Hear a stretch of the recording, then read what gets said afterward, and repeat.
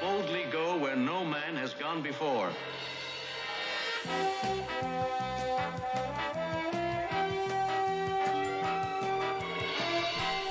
Hey everybody, welcome back to Star Trek. This time it's not quite the way you remember it. It's in animated form. I don't hear much about it, or anything at all.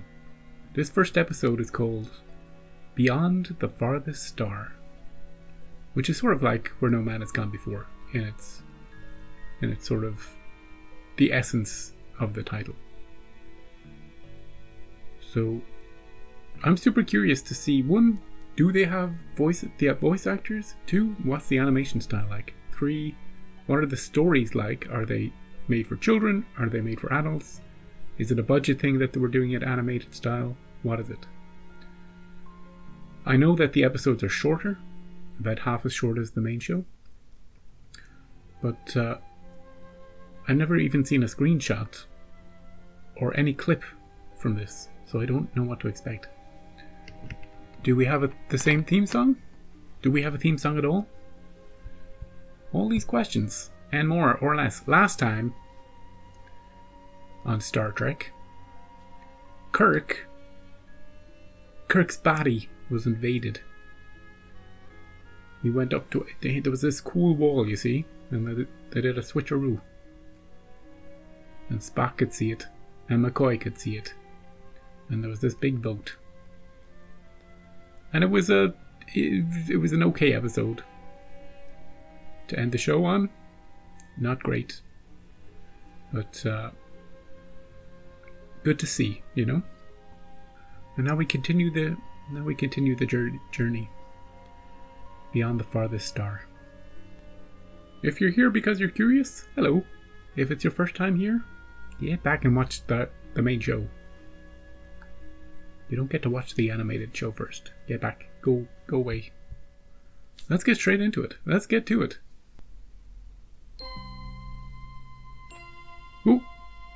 Ooh. It's different. Space, the final frontier. That's William Shatner.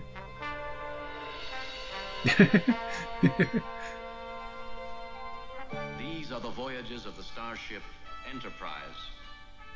Its 5-year mission: to explore strange new worlds, to seek out new life, cool planet. new civilizations, to boldly go where no man has gone before.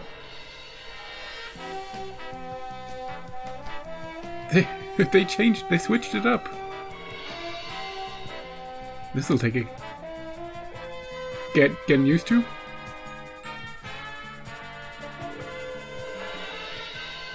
It does have a 70s feel to it. The music? Well, we got the main 3 back, at least. Samuel A. Peoples. Peoples is a great name. Captain's log, stardate 5221.3. On outward course beyond the fringe of our galaxy towards Questar M17, a source of mysterious radio emissions. Mission? Star charting. Oh, cool. Red alert. Situation, Mr. Scott? We've picked up speed, sir, rapidly. Mr. Sulu? She's not answering the helm, sir. Who the hell is this? 2 minutes right ascension off course and drifting farther, Captain. Stand by to reverse course. Standing by, sir. Reverse course. Slow us down, Sulu. Oh, jeez. Still going. I can only describe it as hypergravity, Captain. Hypergravity. More powerful than any we've ever encountered. Why aren't our sensors picking it up? Like a black hole. Scanners, Mr. Sulu.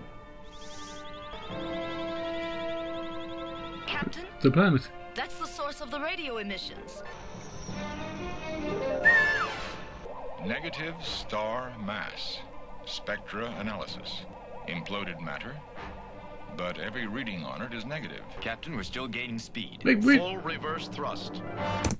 where'd the alien go? Where'd Alien Chekhov go? I thought they replaced Chekhov with an alien, and then there's somebody else there. Was that Scotty? First things to say, just to say that the music is different. They've switched up the music, and we started on it bombastically. Stuff is happening. Red alert. The ship is shaking. I like the way they do the ship shaking. It's like a static shot, but they kind of zoom in and out. Or jiggle it about a bit. You know, very good for cost cutting. Anyway. No good, sir. We're still falling toward it. How much time do we have? Impact in 93 seconds. Impact. 92. 91. Captain, This will be a quick show. there's another signal. Listen. 40 seconds, Captain. Sulu, flank speed ahead. Our only chance Flank is to try speed. to get into orbit around that thing. Yeah. Aye, aye, Captain. Yeah. 9 seconds. Very close. 8. Come on, Sulu. 7. Oh, we're going straight for the middle of it. Oh, nice, Sulu. Nice. Orbital velocity. Steady as she goes, Mr. Sulu. Maintain orbit. Aye, aye, Captain. If his pull is this strong, Jim, how do we get out of No, orbit? no, hey, McCoy. Slingshot effect, Mr. Spock? I'll need some time for the computations, Captain. I'm getting that radio sound again, sir. 9 seconds right ascension from galactic plane. Dead ahead and closing fast. What is this? Put us alongside, Mr. Sulu. Aye, aye, sir. Ooh, look at this. It's like brain cells.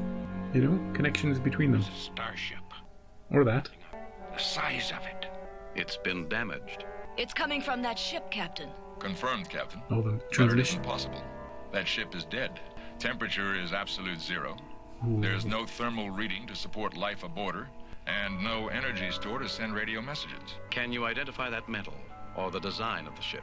Unknown alloy, harder and lighter than any registered metal. It is not a recorded galactic starship design. Dates it as having been in orbit here for slightly more than 300 million years. 300 million!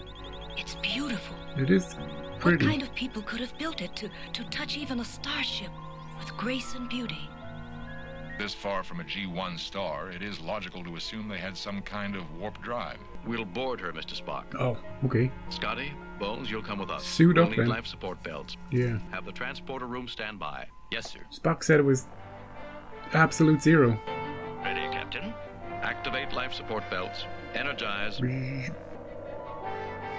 Are these going to keep us warm? We had that one episode with the warm suits. Can we breathe, by the way? The hexagonal shape of the windows suggests a similarity to natural insect designs of Earth. The honeycombs of bees. The individual cells are shaped precisely like this. Gideon. This metal, it was drawn into filaments and spun. Like a spider spins his web. Uh-oh. Look, every pod. They've all been burst open. Aye. Oh. Must have been some accident. Accidents seldom have such system, Dr. McCoy. I believe we must consider the alternative possibility that the crew of this ship destroyed her themselves. I'm kind of creeped out by the spiders. We have beamed aboard the alien ship found orbiting a strange dead star. The Enterprise is recording all data for the log and full report later. Oh, wait. This thing that I was calling a planet is a dead star? Okay.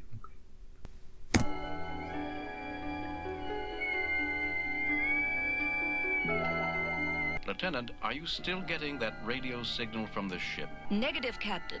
It stopped transmitting when you beamed aboard. Ooh. All right, lock on us with the transporter and be ready to transport. We're going inside. Standing by. We got you. Moment's trouble, we'll get you out of there. Oh, it's all lighting up in here. It's registering energy. Very little, Yeah, we can see it. but building. You mean it's functioning? After all the millenniums this ship has been here? The wands are accumulators, receptors to attract energy. Sound, light, heat, Our ship. every kind of energy around them. The whole ship is designed to receive and store energy. It gives me the creeps. Yeah, me I too. feel like something's watching us. I feel it too, Captain. Don't say that. Physiological symptom of latent primal superstition. Compared to the beings that built this ship, we are primitive people, even you, Mr. Spock. All right, let's keep going. Yeah, it's back. Yeah, primitive. What's in this cool hexagon door? We just shot it to open it. Blasted Spock.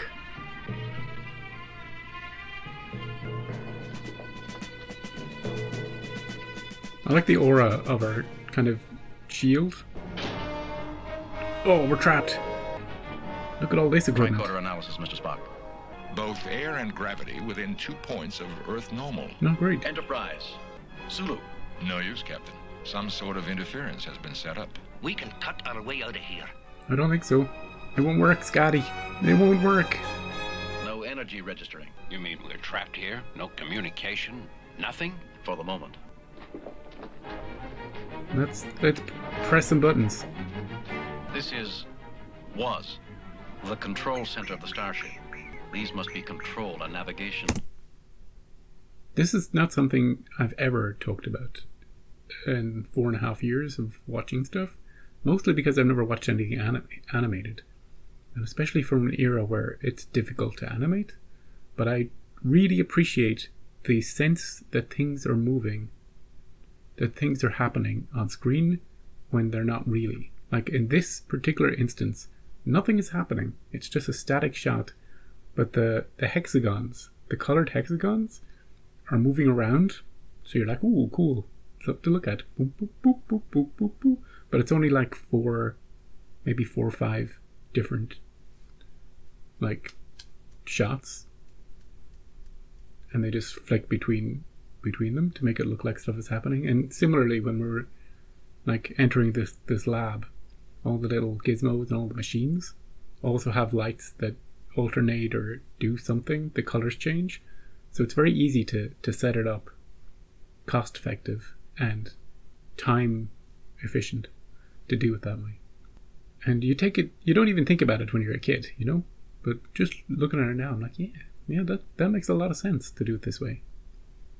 Anyway, that's it. I just wanted to talk about the animation.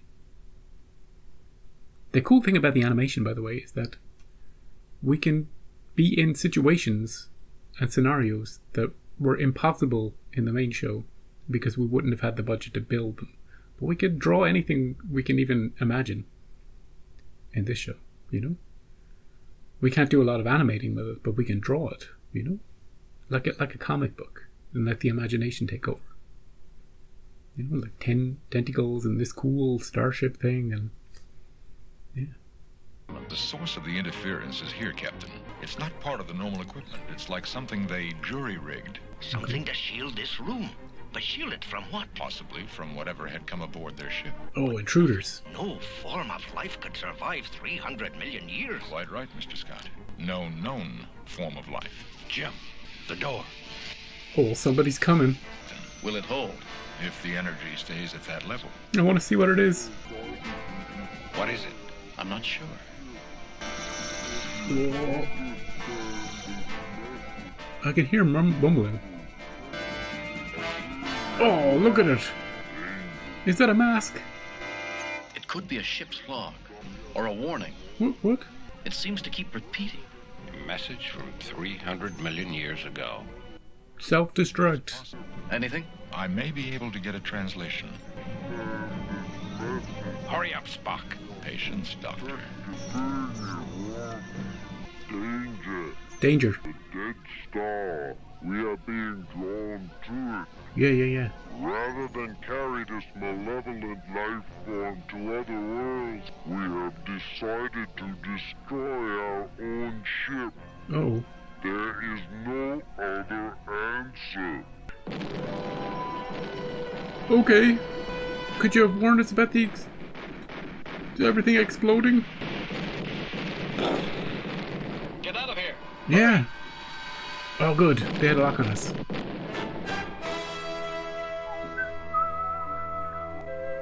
We could have died right there. Located them right after that explosion, Mr. Sulu. We're locked on and beaming them aboard. You're new. Good work, Mr. Kyle. That's not Kyle. He's got a cool stash. Here they come now. Captain, something beamed aboard with you. That doesn't even sound like Kyle. Transport it back out. We're stuck with it now. This is the thing that they blew themselves up over, right? It's in the ship. A malevolent entity. Skeletor! We need He-Man.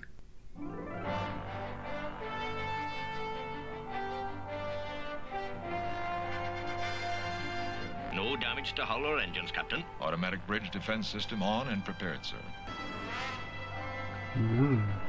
That alien commander, sir. The message said that they had to destroy their own ship. Perhaps we should be ready to do the same. Yeah. Take 2 of your men and arm the self-destruct device in the engineering core. Aye, sir. We could do it from right here. We're registering a slightly higher than normal magnetic flux. It seems to fluctuate. A steady, almost pulsing rhythm. The beating of a heart. Decks 5 and 6 report shutdown of all life support systems. Oh, that's where it is. Trouble in the engineering core, sir. Bones, get down to the engineering core on the double.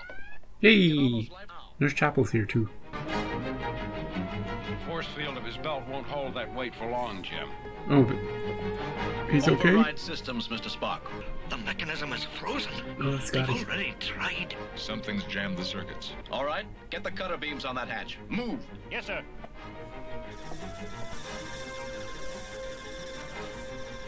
Is that Galloway? We got you, Scotty. Bridge to Captain Kirk. Something's activating the ship's phaser banks. They're locking on the alien starship. Oh, it really hates those aliens. 500 million years. They activated themselves. And mutual override did not work. No, sir. Exactly like the engineering controls. We're screwed. Sir, we cannot get into the core. Captain Kirk, the ship's computers. Something's going through every storage bank. Mm-hmm. It seems to be taking control of the whole ship. Can you rig a low-frequency shield like the one on the alien ship on our navigation console? It would have a very small field. Do it. What's your plan?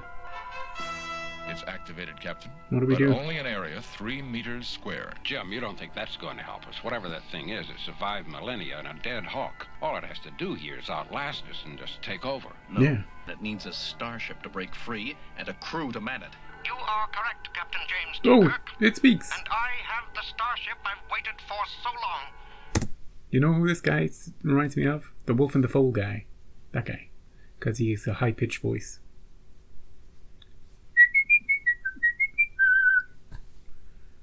It's trapped by this damn dead star and needs to get out of here.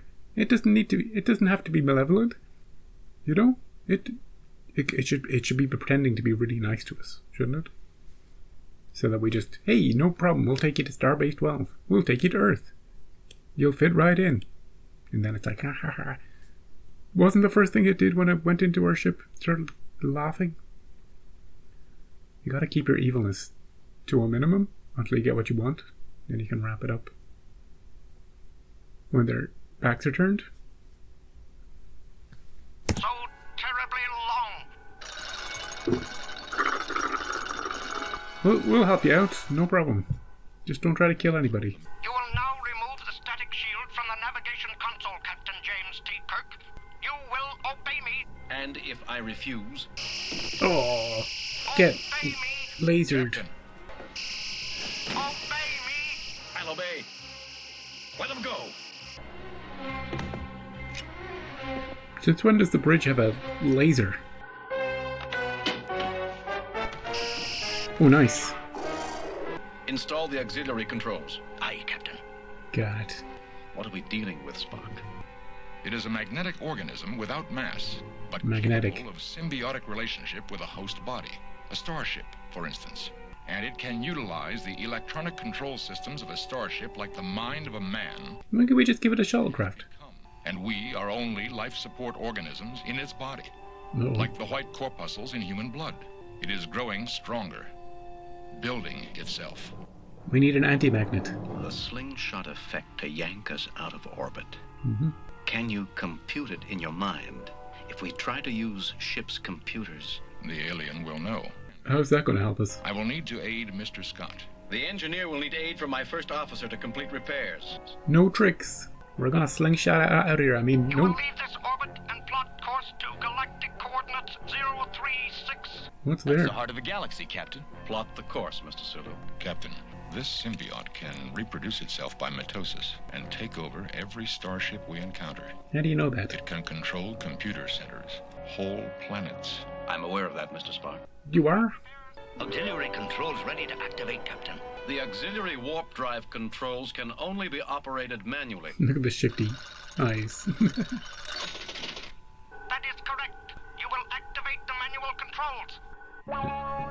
No problem. Controls activated. Slingshot. Are we gonna leave it behind? Like, aren't we taking it with us? We're falling into the dead sun. Apply full power. Obey me. We're just gonna drop you off here while we slingshot away. Keep holding on, Kirk. No. Accelerate. Do not destroy the ship. Obey. Obey. We're gonna go kaboom. Don't. Oh, it's fleeing. It's fleeing. Activate! Warp drive! Activated, Captain. We're shimmering. Interphasic space. See you later. Is it gone? Somehow. It fled the ship, Somehow. and it thought we would crash into the dead star. Don't leave me alone. Oh, that's kind of sad. Please. So lonely. We can't even kill it. Captain's log, stardate 5221.8. That's pretty dark. Resuming outward course beyond the farthest star of our galaxy. Oh, nice. Mission star charting. But no. I know the episode is just about to kick into the music. We'll be back with the music after this short rant. We've resumed course beyond the farthest star in our galaxy. Mission star charting. But what stars? Once we pass the farthest one, there are none. You know? Kirk, it's the opposite. The opposite of what you just said. Star charting. Hey, maybe there's more that we don't know about. Maybe that's it. Maybe that's what he means. Maybe we shouldn't think about it. Anyway, let's listen to the... I don't even remember the theme song to this show. We've heard it once, but I haven't heard it. I haven't committed to memory yet. Maybe the outro will be different too.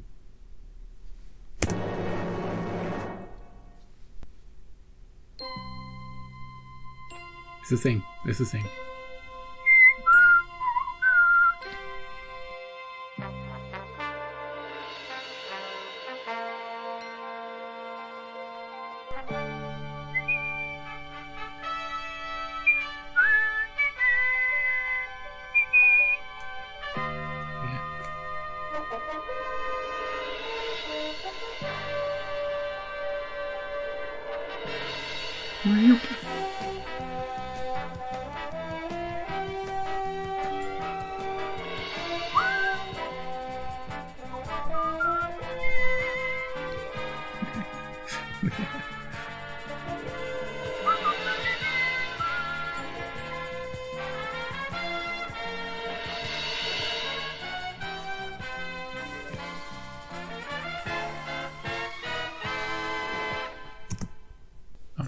Of course it's Scotty. Scotty does all the voice. Scotty, whenever you don't know a voice in the show, just assume it's James Doohan that's doing it.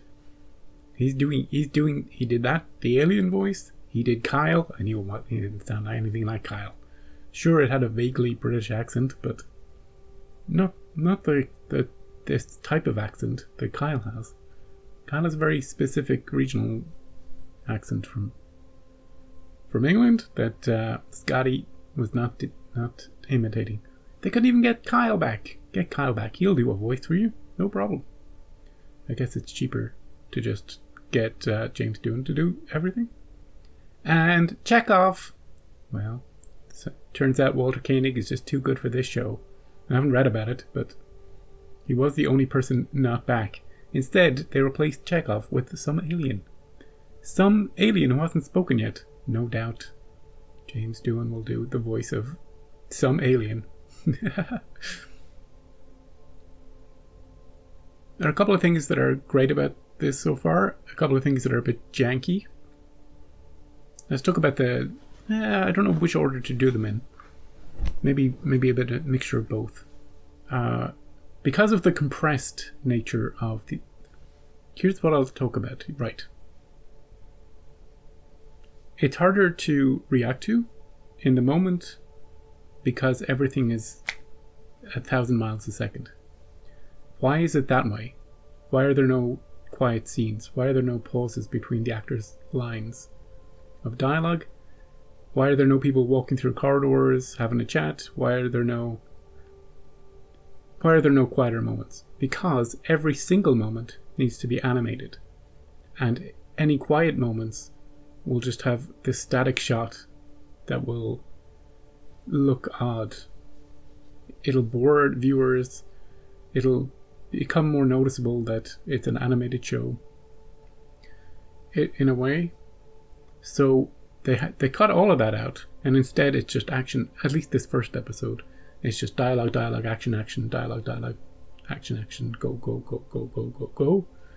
So the episode has a lot of energy. It can be harder to exactly keep up with what's going on in this first episode. Like, oh, we're approaching a star, a dead star. It looked like a planet, and then, oh, look, there's this. We're getting a transmission, and now we're this cool, millions and millions of years old spaceship. You know, and then, oh, we're getting a transmission, and there's a message, and then that this is other alien. It's just always on the go. So it's a bit of an adjustment for me. So we might, instead of my usual style that I was doing with Star Trek, there might be more watching and more talking afterwards, which is, you know, what do you mean it would have been better if you had done that with the original show too? Shut up. I'll tell you something now. Don't get me started. The idea, here's what I liked about the episode. By the way, very dark episode to start with, wasn't it? Please don't leave me, I don't want to be alone. This alien's been alone for hundreds of millions of years. No wonder it went a little bit crazy. It didn't try to kill anybody, much. It just wanted away. It should have been more reason. If it wanted to get away, it should have been nicer, you see? I don't like this this ending where we're speeding away and its pleading was it said please. It literally said please to us. It didn't want to be alone. It didn't say anything about taking over the galaxy. Spock incepted that into Kirk's head. And Kirk was pretended like he already knew it. You go back and watch it, that's what happened. Spock's all like, this alien is capable of replicating itself, and then it can take over every ship it meets in an entire galaxy, and it'll, and then something. And Kirk's like, I know. What do you mean? We barely know what it is. A green energy blob who's been stranded for hundreds of millions of years, and we're taking these alien bozos' word for it, that it's so malevolent and evil that they had to destroy themselves to trap it here? Okay. At least it wasn't spiders. I thought it might have been spiders when they were talking about insectoid, because of the hexagons, that sort of thing. Another thing I loved is the visuals. The visuals of anything alien are going to be great. There's drawbacks to the animated style, because all the ship shots will be pretty much the same. Everything will be kind of samey to look at. There won't be much variety in the ship stuff. We'll have the same shot at the bridge, although we had that in the main show too. The one where they filmed the back of Sulu and Hadley's heads, no matter who was actually sitting there in the episode. But yeah, the ship shots will be the same, but they can be so creative with all the alien stuff. They can make it look like anything. They can have any sort of story. There's no limit. Only their imagination will be the limit for these stories. So visually, we're going to have some really cool things to look at. Now, I'd like it if things slowed down a bit from this first episode. It wasn't so hectic, and there wasn't so much action. I'd be more interested in a more thinking episode. One that sparks the imagination, a bit slower, a bit, build in the music a bit more, and have something atmospheric. We're exploring this creepy place, and there's atmosphere, and there's seeing cool things, and it's not so much not so much of that. But I don't know which way the series will go. But hey, it's cool that they got the voice cast to come back. Apart from Chekhov and any of the extras. you can see where they, you know, they use their budget, you know. And I'm getting an appreciation for the animated style at the time and how much they can do with how little they have. You draw this one scene, but then what can you do with that? Well, you can zoom into it and you can zoom out. That makes it look a bit more interesting. You can go from side to side with the same exact one drawing. So you can move, you can zoom, you can shake with just one picture. And then you can also, on top of that picture, you can have slides, cells with different, like the colors of the controls, the buttons that can change color, and it can animate back and forth, not just between 2, but between 4 or 5. Give it a real sense of dynamism. I love that. I love just thinking about that. How much you can do with so little. And I'd love to actually go through the entire episode and just take all the frames and see how much they, you know, how little they actually used in that whole episode. I don't know why that fascinates my brain. There's something in my brain that loves putting so much into so little, you know? There's something to compress such down into something very small. I've always been fascinated by that sort of thing. Anyway, I think I've forgotten to talk about something. I was originally going to say something and then I veered off because of my talking brain. Oh yeah, the audio recordings. I've got another good thing and another bad thing to say. The bad thing is some of the audio is a bit the voiceover audio is a bit the quality of it is poor. I don't know if it's the microphone volume or, you know, it's an early technology back in the early 70s to match up. And I'm not sure if all the actors were in the same studio at the same time. Sometimes the dialogue, when it's delivered, it feels like it's not quite natural back and forth. It's sort of spliced together from separate recordings. So there's a bit of oddity to that you have to get used to. But the cool thing about something like this for the future is that all the animation stuff can be completely replaced. You know, not that I think they should, but they could. They can make it look any way they want. They can clean up the audio. They can space it out a bit more. So they could do a lot animated wise right now with the technology we have to really make it shine, you know, in a different way if the remastered people want to take on this animated show. Now maybe they don't think it's worth its time. Maybe the quality of the show in totality isn't that great. I don't know that yet. What I will say with this first episode is that it's okay. I like the idea of it, and I thought it was a bit hectic and a bit hard to follow in places, but it was cool and a cool introduction to the show. I want to know all about that alien Chekhov replacement. Maybe nobody has noticed. Maybe an alien literally took over Chekhov's identity, and only the audience can see that, and everybody else thinks Chekhov, all the characters think Chekhov is still just sitting there. He's not very talkative, is he? Hey Chekhov, you haven't said anything in this year at all. You know? But that's another cool thing about the animated show. You can have alien characters. You don't need to spend hours in makeup to make a alien cool head for somebody to wear. You can just make them look whatever way you want. So, yeah.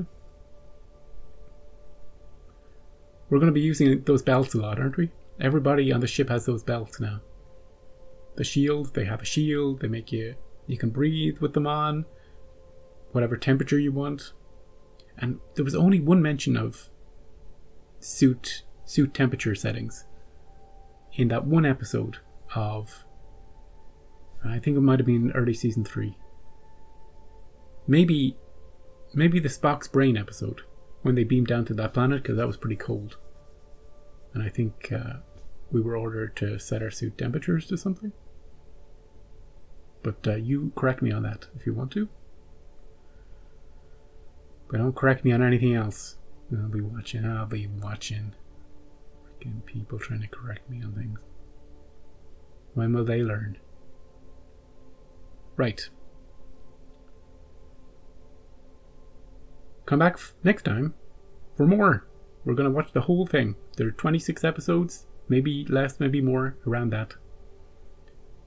And we'll get through them very quickly. I don't know what copyright's going to be like for this show. I might be able to include most of the episode. It's going to be hard to edit it because it's so tightly packed. So I don't know how I'm going to do that yet, but we'll work it out. It's a learning experience for me. It'll be a learning experience for you. And if it's not your cup of tea, well, I don't know. I don't know what to tell you. Kyle knows all about cups of tea. But they got fake Kyle instead. They got Scotty Kyle. Get out of here. The next episode is called Yesteryear. So that sounds like a time travel episode to me. Come back for time travel next time. I love the title of the third episode is called One of Our Planets is Missing. That's great. I'm looking forward to that one too. Right, come back for all of those next time. I'll be here, you'll be here. I'll see you there.